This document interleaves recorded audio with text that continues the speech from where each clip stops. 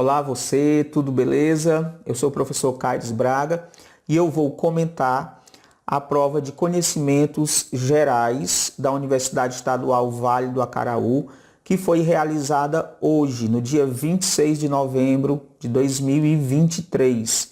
Você vestibulando que realizou a prova, que fez a prova hoje, vai ver agora a resolução das questões que foram aplicadas. Foi uma prova fácil, foi uma prova que eu senti falta de questões de química orgânica, tanto na prova de conhecimentos gerais quanto na prova de conhecimentos específicos. Não tivemos uma única questão de química orgânica. Então a prova deixou a desejar por conta disso. Explorou conhecimentos de química geral, de físico-química, mas infelizmente esqueceu da química orgânica. Vamos lá então para o comentário da questão de número 45. Essa questão de número 45, ela diz o seguinte: Marie Sklodowska-Curie, mais conhecida como Marie Curie, foi a primeira mulher a ser laureada com o Prêmio Nobel e a única a ganhar o prêmio por 2 vezes, em áreas distintas, além de ter sido a primeira professora mulher na Universidade de Sorbonne, na França. A pesquisa desenvolvida por ela sobre a radioatividade possibilitou a descoberta de 2 elementos químicos que são eles rádio e polônio. Inclusive, o polônio recebe esse nome em homenagem a Marie Curie, sua descobridora. Então, o item correto aqui na questão número 45, o item C.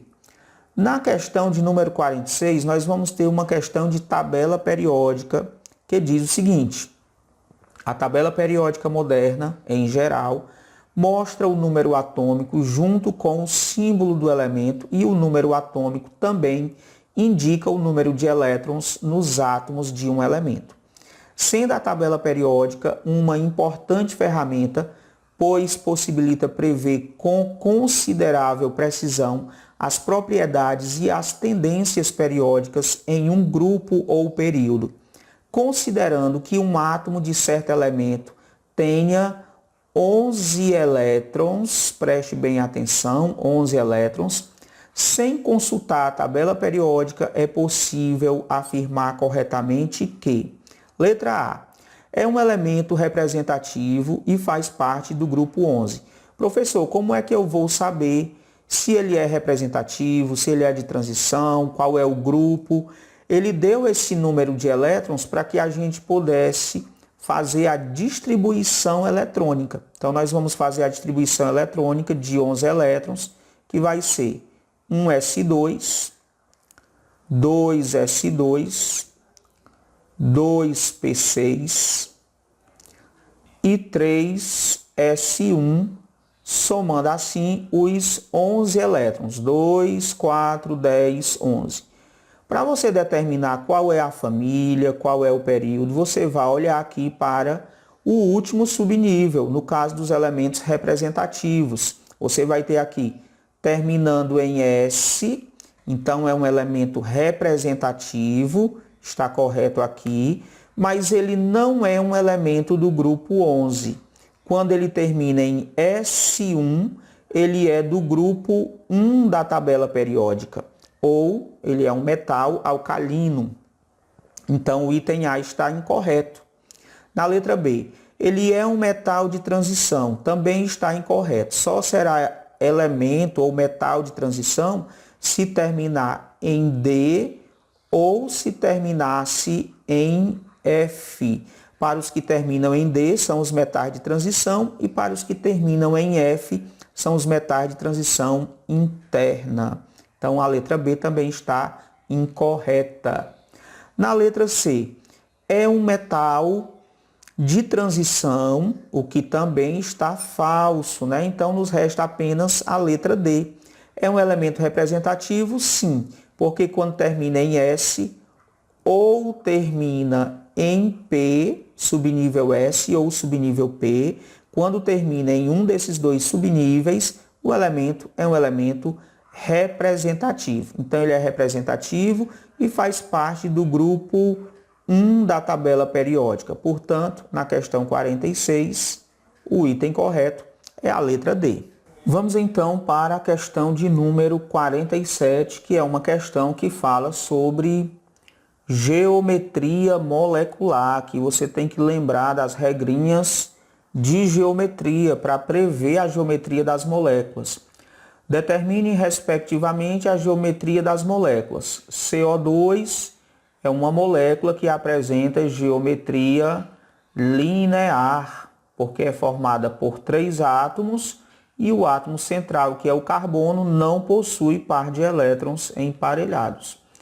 A segunda molécula é a água, possui geometria angular, porque é uma molécula formada por 3 átomos e o átomo central, que é o oxigênio, possui pares de elétrons emparelhados.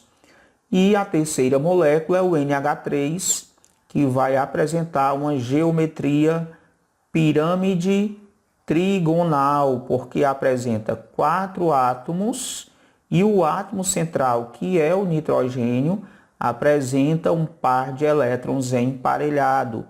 Então, o que satisfaz a questão, né, o item que vai ser o correto, nós vamos ter geometria linear, angular e pirâmide trigonal. O item correto, na questão 47, vai ser a letra A. Na questão de número 48, nós temos uma questão que também é necessário você lembrar da geometria das moléculas para poder determinar a polaridade. Então, nós vamos ter, as moléculas podem ser classificadas como polares e apolares. Qual a polaridade esperada para as moléculas de, primeiramente, ácido clorídrico, HCl, é uma molécula formada por 2 átomos. Toda molécula formada por 2 átomos apresenta geometria linear. O átomo de maior eletronegatividade entre hidrogênio e cloro é o cloro, então nós vamos ter um vetor momento dipolar direcionado para o cloro. Por isso, a molécula do HCl vai ser uma molécula classificada como molécula polar. A segunda molécula é o tricloreto de boro, que é o BCl3, molécula formada por 4 átomos, onde o átomo central, que é o boro, não possui par de elétrons emparelhados. Então, a geometria para o BCl3 é essa geometria aqui, trigonal plana.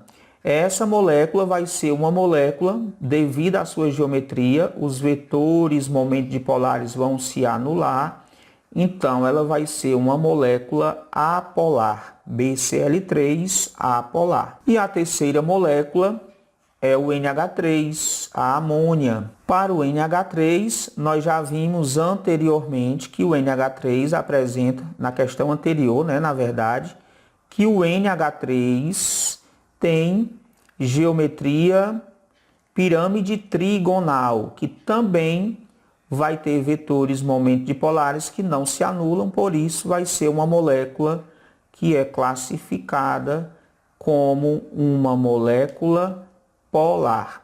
Então, nós vamos ter molécula polar, apolar e polar. Qual que vai ser o item? HCl polar, BCl3 apolar e NH3 polar. Portanto, o item correto vai ser a letra A. Aqui eu quero só fazer uma observação que tem esse textozinho aqui, que eu acredito que não faz parte dessa questão. Por quê? Ele diz bem aqui, determine respectivamente a geometria das moléculas de CO2, H2O e NH3. Eu acredito que essa parte do texto é referente à questão de número 47, e não aqui da questão 48. A questão 48, ela está pedindo para você dizer qual é a polaridade das moléculas. Esse texto aqui, fora do contexto, fora da questão, não vai impedir a resolução correta da mesma. mas fica aí a ressalva para esse detalhe aí da questão número 48. A questão 49, ela fala sobre balanceamento de equação química. É um balanceamento bem simples, né, onde nós vamos ter aqui, nós vamos descobrir os valores de A, de B e de C que fazem o balanceamento correto da questão. Então vamos lá, tem um potássio no reagente, um potássio no produto, tem um cloro no reagente, um cloro no produto, tem 3 oxigênios no reagente e 2 oxigênios no produto. O que eu vou fazer? Vou colocar aqui 3. Aí 3 vezes 2, 6 oxigênios. Como aqui tem 3, eu vou ter que multiplicar por 2. 2 vezes 3 oxigênios, 6. E alterei também o potássio e o cloro, ambos com 2 átomos, eu vou colocar aqui no B, 2. Então, os coeficientes que vão fazer o balanceamento correto, para A é 2, para B é 2 e para C é 3. 2, 2 e 3, o item correto vai ser a letra D. A questão de número 50, ela fala sobre concentração molar. Concentração em mol por litro. A fórmula que você vai utilizar aqui seria molaridade é igual a massa 1, massa do soluto, massa qualquer do soluto, dividido pela massa molar do soluto, que é o M1, vezes o volume. Beleza, está aqui a fórmula que você vai usar na molaridade, os dados. Uma solução aquosa foi preparada ao dissolver 60 gramas de hidróxido de sódio.